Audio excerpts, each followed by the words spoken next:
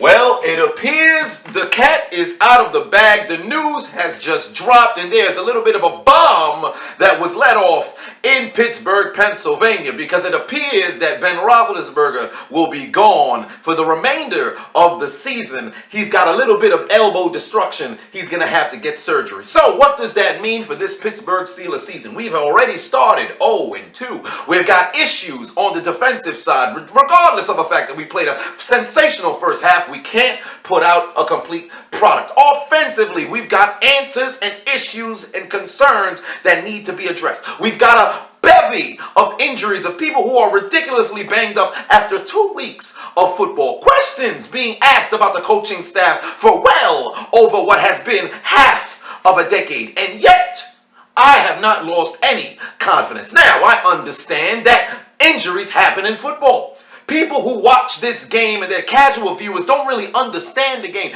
Injuries happen. You have dealt with it yourself, Pittsburgh Steelers fans, because we just saw Ryan Shazier get an injury a couple years back, and we're lucky to even see this man walk. That is the price you pay to play the game. Father Time is undefeated. He may have lost his directions to Tom Brady and Adam Vinatieri's house. He might be pulling up on Adam Vinatieri as we speak, but nonetheless, everybody gets hurt when you play this game. Not everybody can be a Jim Marshall and play over 260 games consecutive. Not everybody can be a Bruce Matthews and damn near never miss a start. But ultimately, when you play this game, you can end up getting hurt. Brett Favre, 297 consecutive games played, not even including the playoffs. What happened his final season? He got hurt.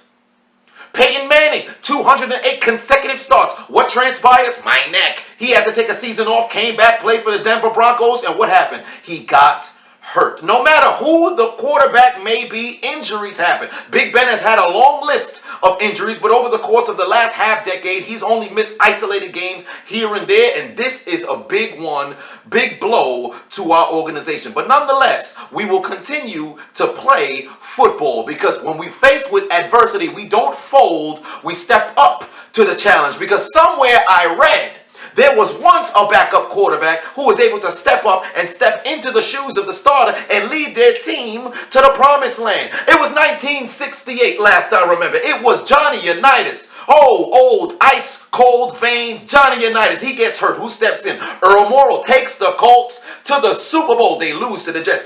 Couple years later, Bob Greasy, he goes down. Earl Morrall once again takes the Miami Dolphins to the promised land. They win the Super Bowl. Fast forward a little bit under 2 decades. Phil Simms, he gets hurt. Jeff Hostetler takes the Giants to the Super Bowl. Fast forward late in that decade. Trent Green, he gets hurt. Kurt Warner, grocery bagging Poppy, steps in, takes the Rams to the promised land. 2 years later, the grocery bag Poppy plays against a man who just had the same situation. Drew Bledsoe, my knee, he can't finish the season. Enter Tom Brady, leads them to the Super Bowl. Even our own organization, Tommy Maddox, he got hurt. How did Big Ben get his start? He came over for a starter. He 13-0, got to the AFC Championship. Later, actually a couple years back, you just saw Tony Romo get hurt in the preseason. Dak Prescott, young guy, rookie. Nobody knew what to expect. He took his team to the playoffs 2 out of the last 3 years. You just saw Carson Wentz,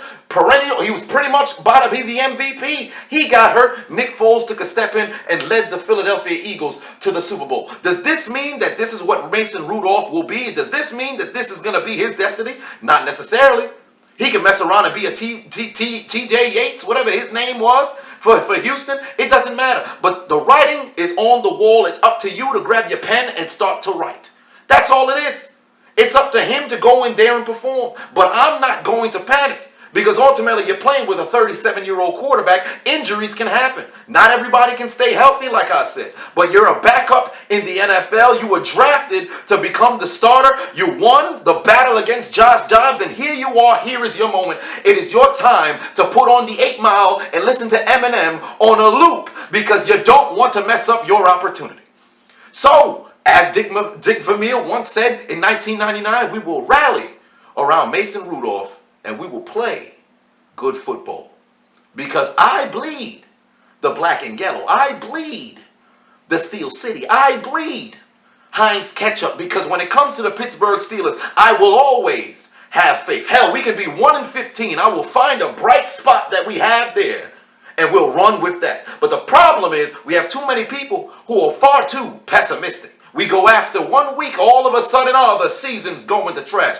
I've seen this team, fall back behind, rally around each other, and go to the Super Bowl from a wild card position. 2005, for those of you guys who are around for that. All right, I've seen this team face the toughest schedule in the league and get to prosperity. 2008 Steelers, and for those fans who was around for that. So bottom line is this: I have faith this team will be able to turn this around, because we have not had a losing season since 2003.